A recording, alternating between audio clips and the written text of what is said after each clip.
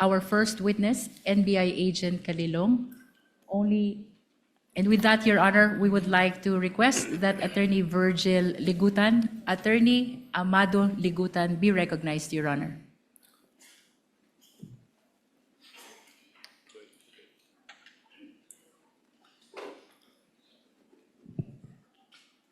For the record, Attorney Ligutan will be representing the Council for Prosecutors, and on the part of the respondent, it will be Attorney Narvasa. That will be correct?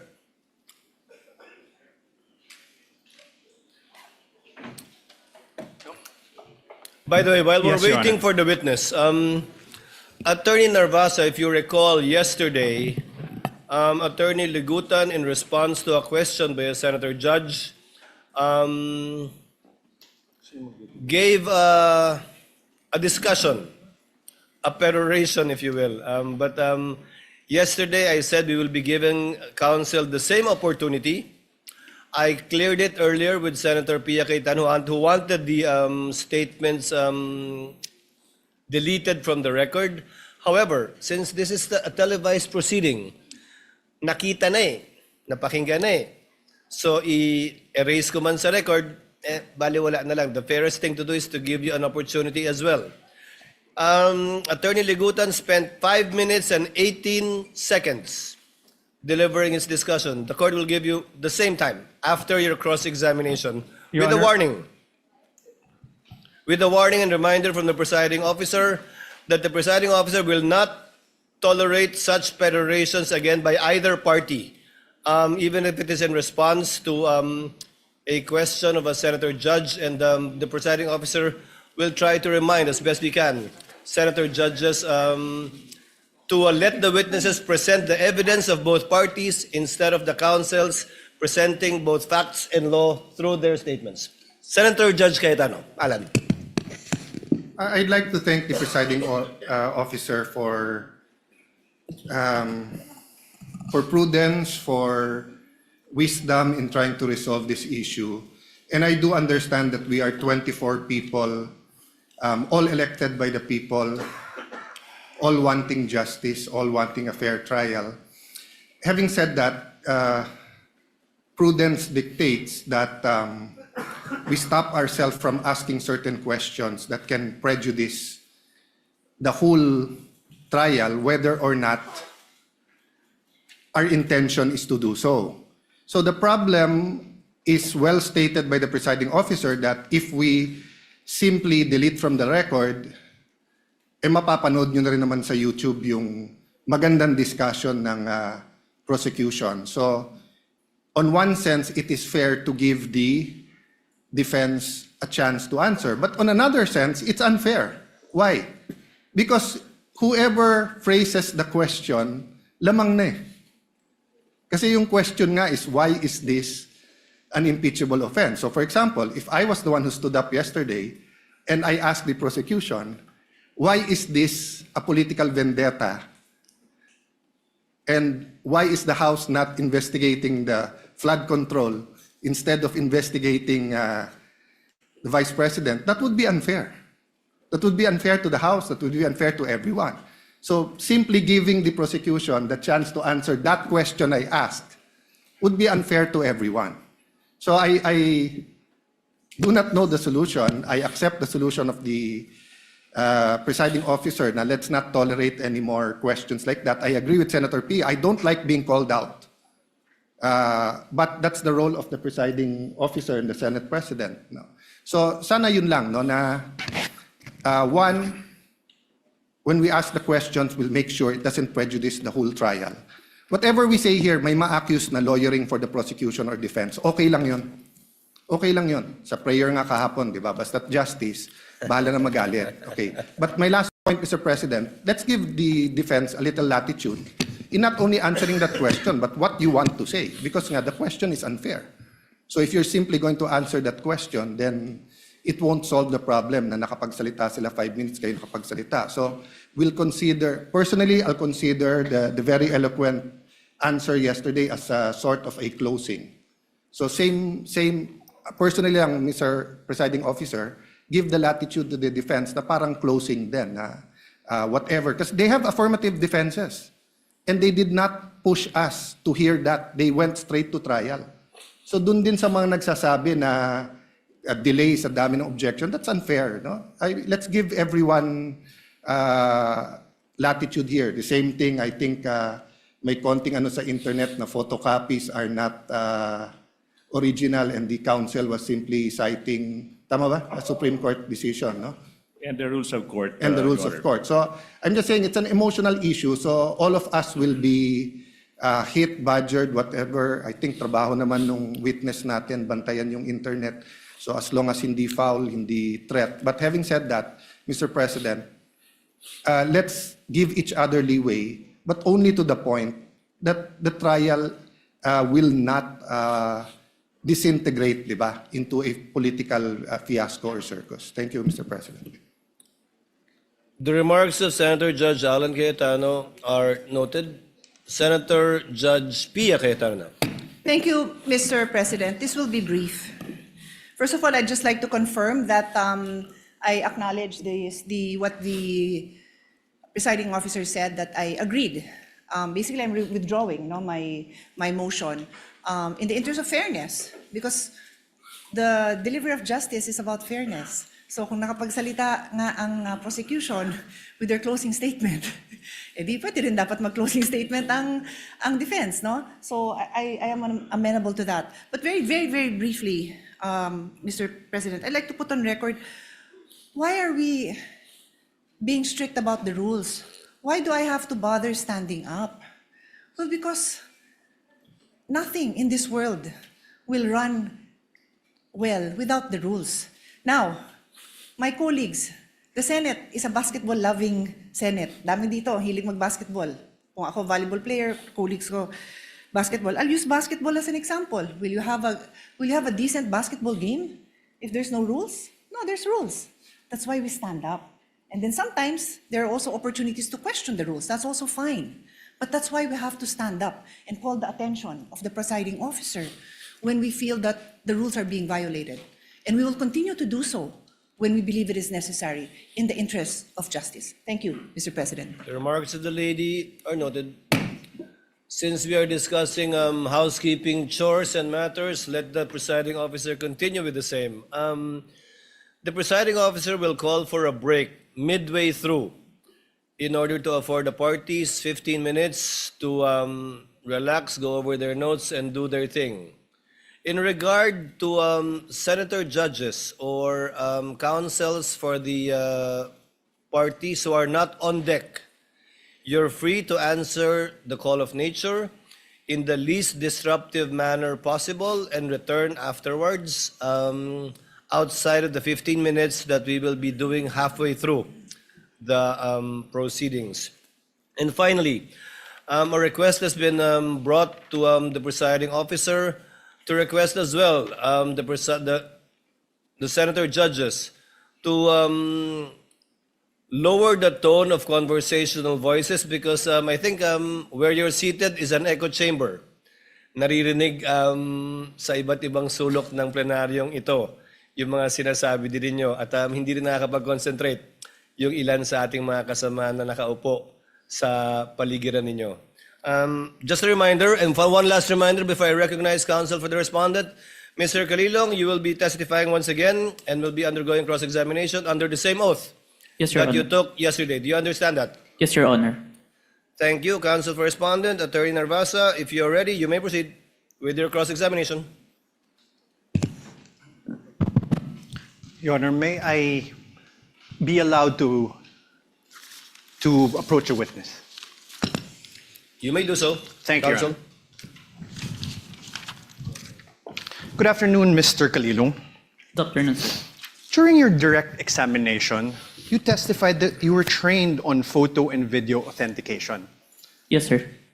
You said that you were trained for 2 weeks? Specific for photo and video, sir. Sir, my questions are answerable by yes or a no.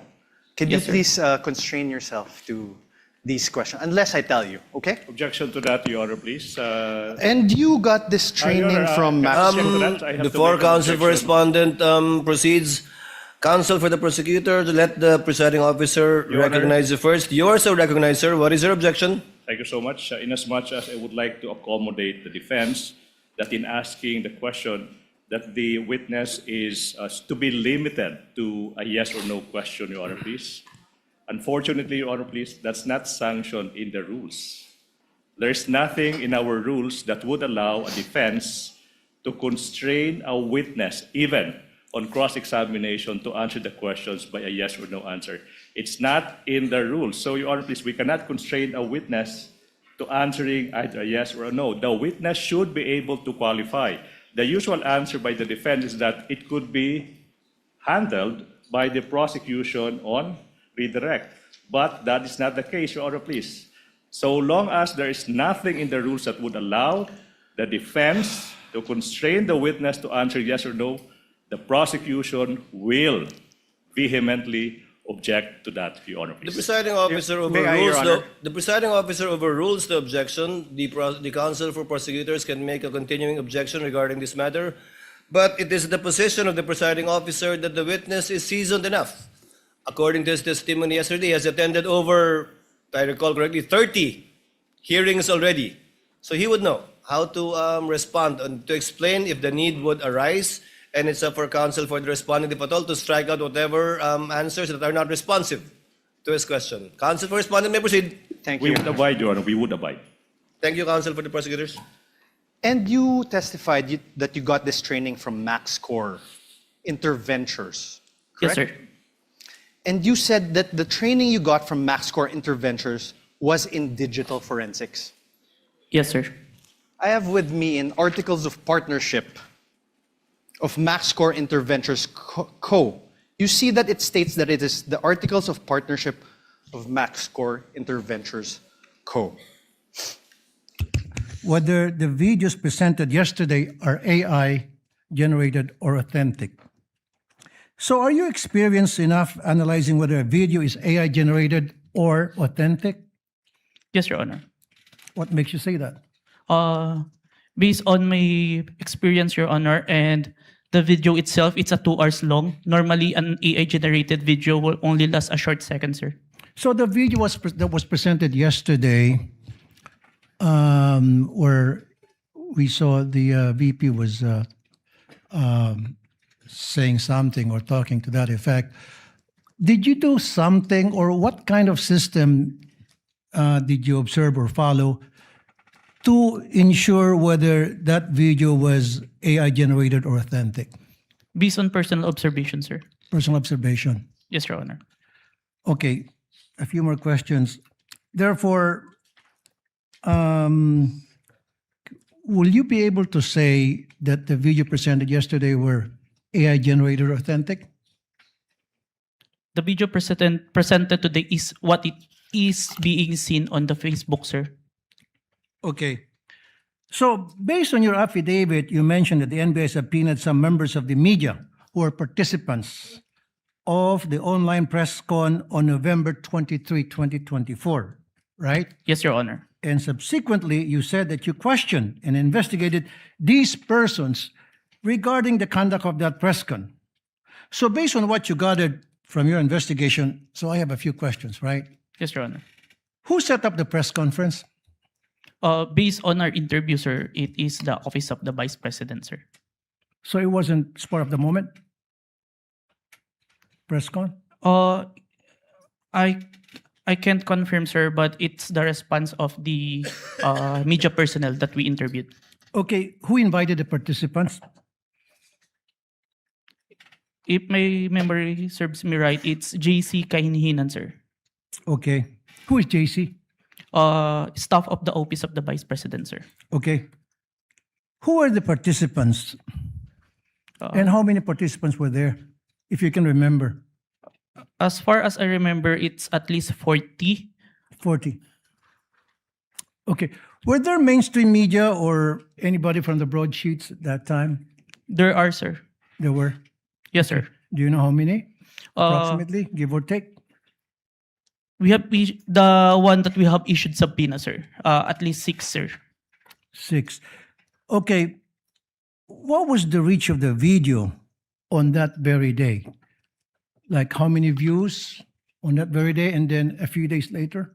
Were you able to observe that?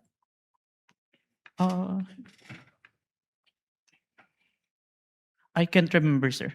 You can't remember. Okay, how did it spread? O paano kumalat sa SOCMED yung videos that was presented yesterday, as far as you know, when you did an investigation? It became trending, sir. It became trending. And my last question is, kasi in-establish dito is inciting to sedition on top of yung sa sinasabing grave threat. Ano yung mga comments na napansin mo doon sa video? Can you give us an example? One of the comments, because on the video November 23, there were mentioned about people power when asked a question by Princess Maui. Uh-huh. And the Vice President agreed, and ang laban ay wala sa EDSA, nasa Malacanang, and there are responses from the comments, but it's not documented that is agreeing, sir. No further question, Mr. Presiding Officer. Thank you, Senator Judge Tulfo. Senator Judge Aquino, thereafter Senator Judge Pangilinan. Senator Judge Aquino has 2 minutes. You may proceed, sir. Maraming salamat, Mr. Presiding Officer. Mr. Kalilong, kanina may nabanggit na 2 affidavit, isang January at isang February. Yung January ay binalik sa inyo, tama po ba? Yes, Your Honor. And there were 7 grounds why it was returned to you, is that correct? 7 points. Can you narrate what are the 7 points that you addressed? Is that the correct term that you addressed in the second affidavit? Yes, Your Honor. Can you name them, please? May I have the certificate, sir? The certification, was it counsel for the respondent? Your Honor, may I approach? Yes, you may approach and show him the document being alluded to by Senator Judge Aquino.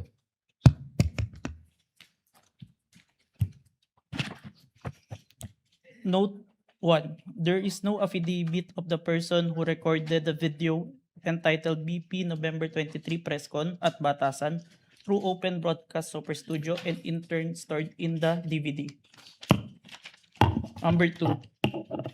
The press briefing conducted on October 18, 2024 was not recorded and or stored in DVD, and there was no TSN of the said briefing and the necessary affidavit of the person taking the TSN. Number 3, Annex I and K DVD with markings NBI-CCN-C-24-12436-2 and NBI-CCN-C-24-12436-2 were not accompanied by an affidavit of the recorder and the TSN. Number 4, Annex L did not indicate who made the TSN. There was also no affidavit of the person who made the TSN. Number 5, the affidavit of what Patricia Morales mentioned that she stored the footage in a USB and submitted to the NBI. However, there was no USB attached to the complaint. Only DVD was attached. There was no detail regarding the content of this DVD. Number 6, only the minutes of meeting with several personalities and representatives from various media outfits were submitted. Although the minutes were signed, there was no individual affidavit executed regarding to the contents of the said minutes. Number 7, one of the elements of crime of grave threat is that the offender threatens another with the infliction upon the latter's person, honor, and property, or upon that of the latter's family, or if the wrong amounting into a crime. In the instant complaint, only the NBI executed an affidavit and there was no participation on the part of the offended party, as it appears in the NBI is not the offended party of the crime of grave threat. Okay, so nakuha mo yung nag-submit kayo, yan yung binalik sa inyo, and then you did your best to correct all those items, is that correct? Yes, Your Honor. Okay, the first 6 are technical, no? Yes, Your Yung Honor. panghuli is a... Just to assist the court in evaluating the relevance and weight of the government security response in determining whether the respondent's conduct constitutes an impeachable offense. May we know from the witness could the witness explain yung threats po ba, how threats against the president are ordinarily assessed by the government? Kasi dito yung lumalabas yung pag-weigh natin whether or not meron bang bigat yung threat o ito'y ordinaryong threat na nangyayari sa pang-araw-araw nating buhay. Specifically, Mr. Witness, what factors are taken into account in evaluating a reported threat and in determining appropriate measures? I can't answer on the part of the NSC or TNO because I'm not part of the institution. In your ano po, in your capacity as an In my agent? capacity, Yes. one of the consideration if it's a active threat, if it's the one giving the threat is capable of doing so. Meaning, If someone high-ranking officials, and if you say an hierarchy and have official, a capability or power over to implement those such threat, it is considered, sir. example, a mayor, perhaps? Would you say a high-ranking official? A congressman? Not- Or yung basihan po ng kanyang threat. Kunyari, ang threat ko, dadalhin kita doon sa buwan. Wala naman akong space shuttle. So, wala din pong bearing yon. Is that the correct assumption? Not only, sir, but also how it was delivered, sir. Like what was mentioned in that I mentioned previously, it was mentioned that no joke, no joke. It's a serious. So, that is the... One of the considerations, That's sir. the consideration. Thank you very much. And lastly, Mr. Witness, you made mention na submit mo sa DOJ nung January 30.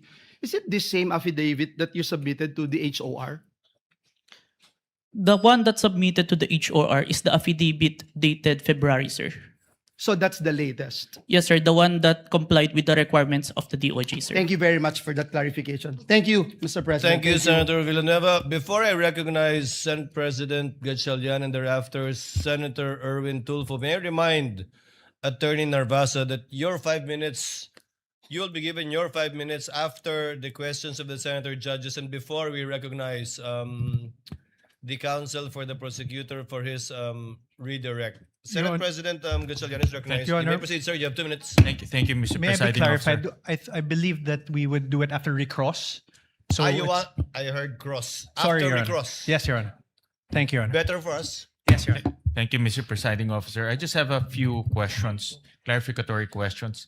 Narinig ko ho kanina ginong testigo na nasabi niyo may 40 media personalities doon sa press con. Tama po ba? Yes, Your Honor. Pero ang inyong inimbitahan, 6 lang. Yes, Your Honor. Bakit 6 lang? The 40, we see the number of participants, but the number of person who asked the Vice President during that time, it's limited. And we consider who we sure that is present during that time, Your Honor. Meron bang kayong criteria kung paano pipiliin itong mga media personalities or kung sino lang ang nagtanong? Kasi kahit hindi ka naman magtatanong, nandoon ka naman, naririnig mo yung mga diskusyon, meron ba kayong mga criteria kung paano pumipili ng media personalities? Yung sure po namin na present during that time. Kasi kapag hindi po kasi kayo nagtanong, hindi po magpa-pop up yung mukha nyo tsaka yung pangalan nyo. Okay. At itong mga 6 na sinupinan ninyo, ano yung kanyang common statement na ibinigay? Kinonfirm po nila na present sila during the November 23, 2024 press conference and yung utterance po ni Vice President narinig po nila. Okay, I believe ilan dito sa mga personalities ay ipapatawag rin. So tatalon ako sa ibang topic. Nakita ko kanina itong tungkol sa MaxCore Interventures at nakita ko kanina pinakita yung Articles of Incorporation. Mukha siyang supplier ng equipment. Ngayon, nasabi rin na doon ka nag-training for 2 weeks. Sino nagbayad ng training? Sir, the training is included in the procurement of digital forensic tools In the procurement document, it ni-require po si MaxCore na mag-provide po ng training included in the equipment, sir. Yung paggamit ng equipment. Tsaka yung ano po, yung process po ng digital forensic as a whole. Yung kanya lang pag sila ba ay 'di ba sa mga IT, let's say Oracle, alam natin kilala yan pagdating sa IT. Si MaxCore ba ay kilala pagdating sa digital forensic training? Kasi sa alam pag nakita ko kanina talagang supplier sila, but are they a well-known or internationally renowned training organization? It's not the MaxCore itself, but it's the trainer that they provide, sir, that is capable in training us, sir. Itong trainer na ito, certified siya in this type of technology? Yes, sir. The trainer has a lot of certifications in relation to digital forensics, sir. Can you name a few certification na meron itong trainer na ito? I can't remember, Like, let's sir. say Oracle or let's say Microsoft, 'di ba? May mga ganyan No, yan. sir. CompTIA, sir. CompTIA training. I believe he also have a certified ethical hacking certification and a lot more, sir. When it was presented to us, sir. All right. So itong mga trainers nito ay certified trainers na pwedeng mag-train sa iyo at magiging certified ka rin. Yes, sir. Initial na akong certificate, sir. Lastly, Mr. Presiding Officer, after training, nakakuha ka ba ng certification na katulad sa kanila? No, sir. But that certification that I was trained by them, sir. Pero ikaw mismo, are you certified I have- to do forensic examinations for your purpose and responsibility? I have a certification, sir. I am a certified computer hacking forensic investigator, sir. Itong forensic analysis, meron kang for this purpose, itong pinag-uusapan natin. The computer, the authentication, sir, part or as a whole, sir. As a whole. I have a certification in computer hacking, sir, specific. But I have trainings in relation to the... Iba yung hacking eh. Yung pinag-uusapan natin, forensic examination ng video, forensic examination ng mga ganitong bagay. Meron kang certification doon? I have certificates, sir. All right. Thank you, Mr. Presiding Officer. Senator Judge Erwin Tulfo, thereafter Senator Judge Marcos. You may proceed, sir. You have 2 minutes. Maraming salamat, Mr. Chair, Mr. Presiding Officer. Ang katanungan ko po ay para sa ating testigo. Batid ko po na sa ilalim ng Republic Act 10867, sa ilalim po ng Section 4, ang kapangyarihan po ng inyong ahensya na mag-imbestiga kapag ng mga krimen, partikular na... Your Honor. And was this, is there an interagency also or just purely NBI? Don't have personal knowledge. Maybe our chief, sir, has the Okay. knowledge on that, sir. Yes. No, that's all I asked for naman, yung personal knowledge. Yes, Your Honor. So pakiulit mo yung sinabing, how exactly sinabi sa'yo na tignan mo yung video, imbestigahan mo, or may statement? So, To be specific, sir, as far as I remember, may statement si Vice President regarding the November 23 press conference na kung saan may pagbabanta na naganap, Okay. pakiimbestigahan. pakiimbestigahan. So, ganun ka-general. Yes May po. pagbabantang naganap, pakiimbestigahan. Yes po. And you proceeded by watching the video. Yes, Your Honor. And when you watched the video, you got to the part na may pagbabanta. No, Your Honor. I first don't know which part of that. So, you watched the whole video, of course. First, the clippings, Your Honor. Okay.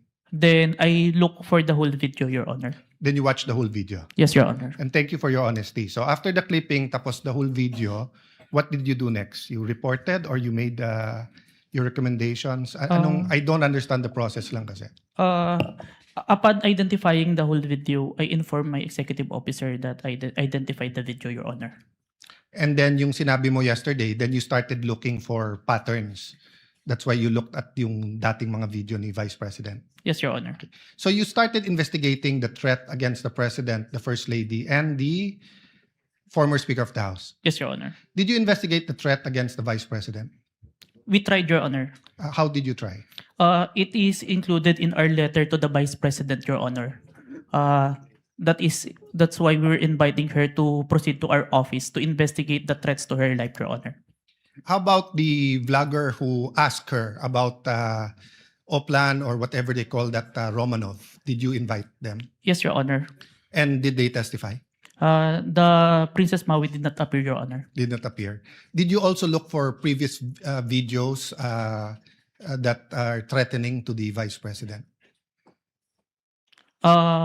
We look on the Romanov part, Your Honor. Okay. But we identify a different person who first mentioned the Romanov, Your Honor. Did you coordinate with the PSG? I have no personal knowledge, Your Honor. You yourself? Yes, Your Honor. Maybe our chief, Your Honor. Yeah. But you are aware that the primary responsibility of protecting both the President and the Vice President is the PSG? Yes, Your Honor. So isn't it fair to say that any investigation against a threat to the first family, the president or the vice president, you would normally ask the PSG if they received any threat? I have no personal knowledge, Your Honor. No, I'm asking, hindi ba normal sa investigation kung sino yung primary agency na taga-protekta na lumalaban dun sa threat ay tatanungin natin? Yes, Your Honor. So bakit hindi tinanong ng NBI ang PSG? Or in your case, why didn't you ask the PSG? Maybe it can be answered by our chief, Your Honor. No, I'm not. I will ask your chief also. I'm asking you, when they said, look at this, you looked at other videos, you tried to get Princess Maui, you tried to get the vice president, but you didn't contact the PSG for the first lady, for the president, and for all you know, the PSG will tell you right there and there, the threat is real, or the PSG will say, politika lang yan. Diba? Both the vice president and the president are protected by the PSG. So why wasn't so nakalimutan lang or wala sa procedure nyo or Your Honor, there is already a statement from the National Security Council, Your Honor, that it is an active threat, Your Honor. That's why we start investigation. yes, and the primary group that will know if it's an active threat is the PSG. So if this was the United States, it will be the Secret Service. So whether the FBI or the CIA, state troopers, the federal marshals, kung sino man mag-iimbestiga, parati nilang tatanungin yung Secret Service. So I'm just curious why we did not ask the PSG input. Kindly wind up, Senator Cayetano. Senator Okay. Judge Cayetano. So my last question is, how did you characterize the threat of the Vice President to the President? Given that ang exact words niya, huwag kang mag-alala ma'am sa security ko kasi may kinausap na akong tao, sinabi ko sa kanya, kapag pinatay ako. So that I'll be fair to you and not vague, no? Did that phrase, kapag pinatay ako, have any bearing in your investigation? Yes, Your Honor. And what was that bearing or thoughts in your mind? First of all po, dun sa statement, may nakausap na po. It already took place before pa yung mangyari yung meeting. And nung Excuse me, condition, I'm not talking about yung may kinausap Apo. na para pumatay. Ang sinasabi ko yung sinabi niya na pag pinatay ako. yes, Your Honor. How did that affect your investigation? There is a condition na kapag pinatay siya. But as we can see, it's only applicable if there is only two parties.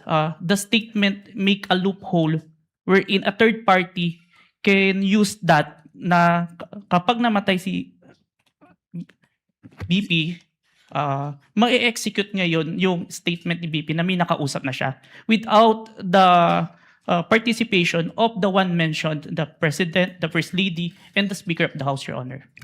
That's fair. But what I'm saying is that in your reports, did you characterize it as a conditional threat?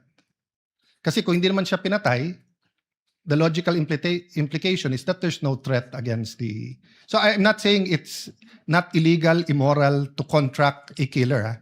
I'm just trying to follow the logic na pag sinabi kong pakukulong kita, Mr. Witness, pag nagsinungaling ka under oath, then it's actually not a threat. It's a legal...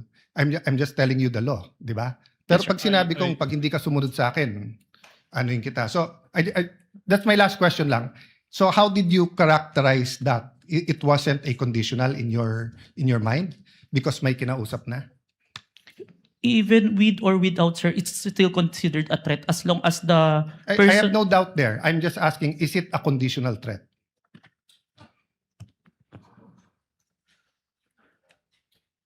Based on our affidavit, sir, I believe it's conditional, which Based in your affidavit? affidavit. But your initial assessment, yung personal mo as an investigator, this is an investigation of the whole NBI, but yung personal mo.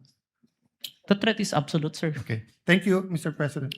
Thank you. Thank you, Senator Judge Cayetano. Your We Honor. now proceed. Senator Judge Padilla is recognized. Maraming salamat po. Thereafter, Senator Judge Zubiri.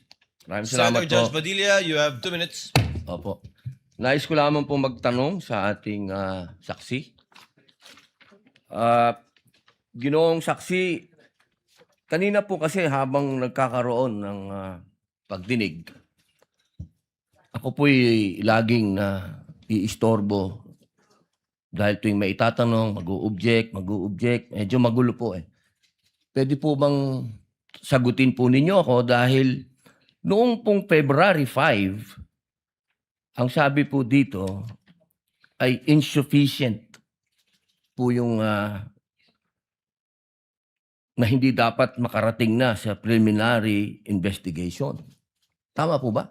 February 5 po yun? May certification, sir. Yes po. Opo. Tapos nung February 14, naging sufficient na for conduct of preliminary investigation.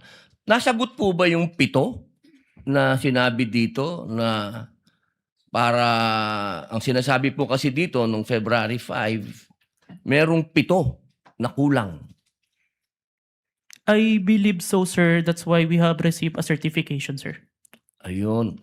Kasi po, parang narinig ko kanina, hindi po naibigay yung original copy nung sinagawang interview kay Vice President Sara Duterte. Yung original po, na kopya, kung sino po yung nag-record. Wala po kayong affidavit? Meron po ba kayong affidavit na nakuha nyo? Yes, sir. Ako po yung ang inire-request po ng DOJ dyan is affidavit po nung nag-screen record, which is my affidavit, Your Honor. Meron po siyang affidavit? Ako, sir. Ako po yung nag-execute, sir. Hindi po yung mismong tao? Yes po. Ang hinihingi po kasi ni DOJ is kung sino yung nag-screen record through OBS, sir. Hindi po yung mismong tao? Yes, Your Honor. Kayo lang po yung nag-affidavit? Yes, Your Honor. Pero meron po kayong ng pagkakataon ba na nakausap niyo yung tao at nagbigay siya ng affidavit? May I clarify, Your Honor, if sinong tao yung tinutukoy? Yung nag-record po? Ako po yung nag-record through OBS, sir. Hindi po. Yung mismong nag-record po kay Inday sa Vice President. Nakausap niyo po ba? Yung raw file po. Kasi napakahalaga po nun. Kasi doon po natin malalaman kung original ba o hindi. The video itself, sir, is publicly available. That's why I performed the recording, sir. Opo. Pakisagot na lang po, mahal na saksi, kung nakuha niyo po ba yung original. Yung original, hindi po yung galing sa internet. The original, no, sir. Yun lamang po. Maraming salamat po. Thank you, Senator Judge Padilla. Senator Judge Zubiri, you are recognized, sir. You have 2 minutes. Maraming salamat to our presiding officer. Magandang hapon po, Sir Witness. Good afternoon, Your Honor. Good afternoon. Gusto ko lang magtanong, clarificatory questions lang po ito. Dito ba sa ating bansa, dahil tinatanong ko po ito sa inyo, dahil kayo po investigating body, sa ating bansa, meron bang specific law pagdating sa mga banta sa Pangulo, Pangalawang Pangulo at kanyang mga successors? Or yan ba'y pasok lang sa grave threats, which is applied sa lahat? Applicable sa lahat ng tao? Based on my personal knowledge, sir, it's only on the grave threat, Your Honor. Which is applied to everyone, if I'm not mistaken. No? Kasi sa batas sa Amerika, sa Estados Unidos, meron po tinatawag na number 18 under the United States Code, Section 871. There is a specific law na pinagbabawal po itong mga threats to the President, Vice President, and its successors. May jail time po ito at may fine na malaki. As a matter of fact, dito sa panahon ni Pangulong Trump, marami na po silang kinasuhan at hinabla at napasok sa kulungan dahil sa paglabag nitong batas na ito. At Secret Service po ang sumasagawa ng investigasyon. Sa atin ba dito, ang NBI ba ang nabigyan po ng kapangyarihan para gawin itong investigasyon under your new NBI code? Under our law, sir, the new NBA law, included po yung investigation to the threats to the life of the President, the Vice President, the Speaker, the Senate President, and the Supreme Court, sir. So, klaro na kayo, nasa kapangyarihan ninyo. Kasi hindi pwede sa Presidential Security Group. Hindi katulad sa Estados Unidos, yung Secret Service ang talagang nanguhuli at nag-imbestiga. Sa atin dito sa Pilipinas, ang NBI po ang nangunguna sa investigasyon. Tama po ba yan o mali? It is within our law, sir. Okay. And this is just food for thought because not only are we senator judges, we're also legislators. It may be time that we also craft a law that will be specific on threats made to the President, Vice President, and its successors, meaning the Senate President, the Speaker of the House, and the Supreme Court Chief Justice. Sa Amerika kasi, sa batas po nila, and I'll just wrap up, the defendant, to secure conviction, the defendant communicated a threat. The defendant understood and intended the statement as a true threat. Hindi po niya sinabi joke only in the end. And pangatlo, the defendant knowingly and willfully makes the threat. So just food for thought as legislators as well. So maraming salamat po, Mr. President. Thank you, Senator Judge Zubiri. We now proceed to where we left off. I believe that was the redirect of the counsel for the prosecutor. Just out of curiosity, without any pressure, because I promised I would declare a break somewhere in between, depending on how long your direct and recross would be. I can call the break after the recross and the statement of the counsel for respondent, so that we break on a good point before we call on the last witness for today. Yes, counsel for the prosecutors. As to the question, if the prosecution will do the direct examination, The redirect. Kung mahaba-haba sorry, pa the yung redirect examination after the cross-examination of the defense, the prosecution decides not to conduct a redirect, Your Honor, please. Thank you, counsel for the prosecutor. Counsel for the respondent, do you want to begin to utilize your time now? Your Honor, I will turn over the mic to my co-counsel. He will also be the cross-examiner for the next witness. But Your Honor, please, sorry. May I make a manifestation, Your Honor, please, before we proceed, Your Honor, please? A manifestation as to the In statement. connection with what, counsel for the prosecutors? As to the manifestation earlier that all the documents that were confronted, that were Yes. presented to the witness, I believe that the defense said that all those exhibits were pre-marked. But based on our records, Your Honor, please, and then I hope the defense will clarify this for the record. We perused the documents and we don't see that the articles of partnership and the screenshots of the websites that were presented earlier, based on our tally, based on our records, these were not pre-marked, contrary to what the defense manifested. So we would like to seek clarification from the defense. That is correct, Your Honor. Those three documents were not Noted pre-marked. and entered into the records. Thank you so much. Given that there is no redirect and recross, counsel, can you state for the record your name? Good afternoon, Your Honors. I am Mark Sivin Luan for the Vice President. Sir, you're aware of the situation.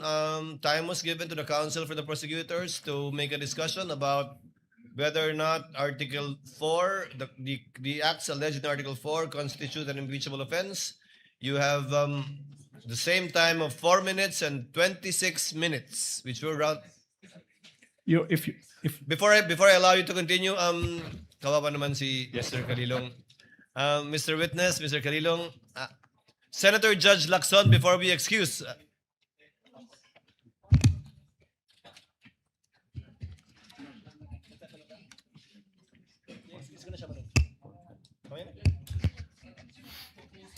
Senator Judge Soto is recognized. Sir, what is your pleasure, sir?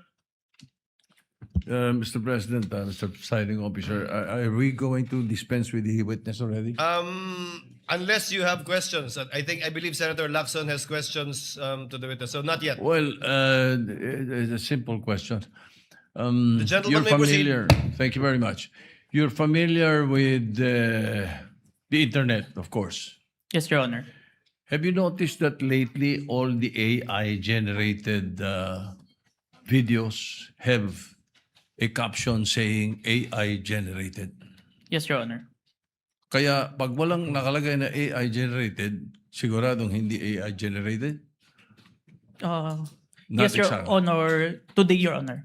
Yes, lately, no? Lately, Your Honor. Lahat nakalagay. Pag AI-generated, nakalagay AI-generated and Meta does not allow it. Right? They allowed it, but there is a AI info part. Correct. On That's the a, post. there is a manifestation. Yes, that Your it's Honor. It is AI-generated. explicitly mentioned that AI. So you're aware of that. Yes, Your Honor. Thank you. That's it. Senator Judge Lacson, you likewise have 2 minutes, sir. You may proceed. Thank you, Mr. Presiding Officer, Mr. Senate President. I have questions para sa ating testigo.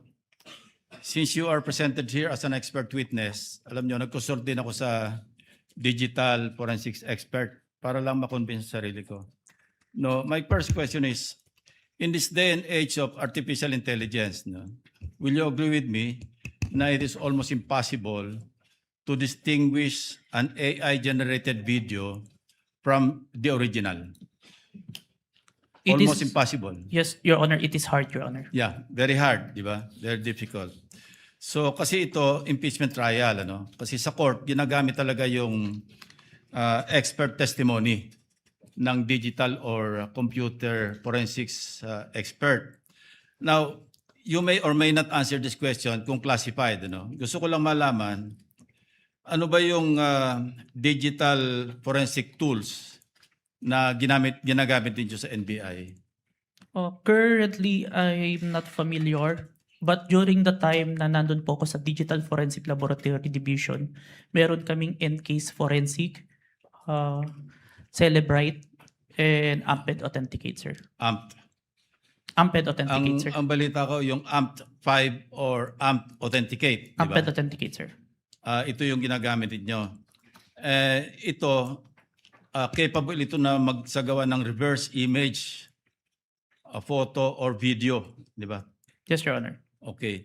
Ito ba yung ginamit mo? For this part, Your Honor, the OBS only, Your Honor. Bakit hindi nyo ginamit ito? The duration is too large, Your Honor, the 2 hours. And the Amped Authenticate can only detect if there is a inconsistent FPS, Your Honor. Yeah, kaya ako tinanong yon dahil una-una maraming para mag-adhere na magamit sa korte, no? Likewise sa impeachment court. May mga requirements, di ba? Sinabi mo kasi meron kayong open source, di ba? Yes, Pero Your Honor. ang pinaka-importante yung chain of custody, of course, yung provenance, Yes, Your Honor. yung original na pinanggalingan. Yes, Your Honor. Ang sabi mo pinanggalingan lang Facebook. The Facebook was captured, Your Honor. So, hindi yun ang original, di ba? The screen recording is the original itself as to my authentication, sir. Yeah, and you can attest sa authenticity ng video Yes, Your Honor. in spite of not being or not having originated from the original. Yes, Your Honor. I compared the recorded with the original and ensured that the contents are identical, Your Honor. Kasi nabanggit mo rin, ginamit mo yung manual comparison simultaneously ng dalawang videos. Yes, Your Honor. Pero again, I will insist na talagang hindi reliable yung manual. Ito yung sinabi sa akin ng digital forensics expert na nakausap ko. No? Ang mas importante, makuha mo yung original copy, yun nga, yung provenance, di ba? Para talagang, tapos masundan mo yung sa analysis, gagamitan mo ng tools para malaman mo na talagang authentic yung video. Of course, I'm not here to question the authenticity. I just want to be assured dahil Sabi ko nga kanina, pagka sa artificial intelligence, napakahirap talaga. Almost impossible to distinguish it from the original video or yung source. Yes, Your Honor. And you are competent enough doon sila ginagamit yung forensic tools o forensics tools at yung inyong yung competence mo through your training, you know, And experience, Your Honor. and experience. Kasi sabi mo nga, you've been with the NBI since 2021, di ba? Yes, Your Honor. And since then, you have appeared in some 20, At least 30, Your Honor. 30, Yes, Your 30 court hearings. Yes, Your Honor. So, thank you, Your Honor. Thank you, Mr. Presiding Officer. Thank you, Your Honor. Thank you, Senator Judge Lacson. Senator Judge Cayetano, what is your pleasure? Just a clarification addressed to the presiding officer. You may proceed, sir. Apologies, I don't remember if it was one of the counsels of one of the senator judges who asked the witness a while ago whether he was an expert witness, and he said he was a competent witness. That is correct. And there's a The difference presiding between an officer expert confirms that. witness. So he's not an expert witness. He's an competent witness. That is correct, Your Honor. So that will have bearing because whether or not an AI video can be produced without an AI has to be testified by an expert witness. If I may, Wait, yeah, go ahead. If I That may- doesn't mean, I don't think you'll disagree with my second statement. That doesn't mean that this witness is not competent to testify on that. Second point, I just like to clarify for the record, my understanding of watching the video is that it was on StreamYard, then a link was shared sa Facebook. Yes, Your Honor. So if that's the case, Mr. Presiding Officer, the original video is with StreamYard, not with Facebook, or are both original? It's Zoom, Your Honor. Zoom? Yes, Your Honor. I was informed StreamYard, but just for the record, so that later on when we review everything, someone testified to it. Duly noted. Yeah, thank you. Duly noted and entered into records. Mr. Vinluan, you have your 4 minutes and 26 seconds, but we cannot use the seconds in our timer, so just look at the clock, sir, please. Your Honor, please. Before we... yes, Mr. Kalilong, you are excused, sir. Thank you, Your Honor. And thank you for your time and cooperation with this impeachment court. Thank you Thank so you, Your much, Honor. NBI Senior Agent John Mark Calilong. Thank you so much. Hold on, Mr. Kalilong. Yes, Senator Judge Padilla. What is your pleasure, sir? Ginoong tagapamahala ng hukumang ito, nais ko lamang po sana hingin ang mga credentials ng ating saksi kung paano po lahat ng kanyang certification, lahat, upang mapatunayan po natin lahat na It's ready. To it earlier, but kindly respond to the question of Senator Judge Padilla, Mr. Witness. I have here, sir, my certifications during the time of my investigation, Your Honor. Can you, mahaba ba? I can read, Your Honor. Mahaba ba? Hindi. ibigay na lang po siguro sa Kindly atin. just submit it to us, yes, please. Opo, Yes, submit Your na lang po. Thank you, Your Honor. If that is okay with Senator Judge Padilla. Thank you, sir. Mr. Kalilong, you are excused, sir, and thank you for your time and cooperation with the impeachment court. Thank you, Your Honor. The presiding officer will just wait for the witness to leave the premises before recognizing Attorney Binon.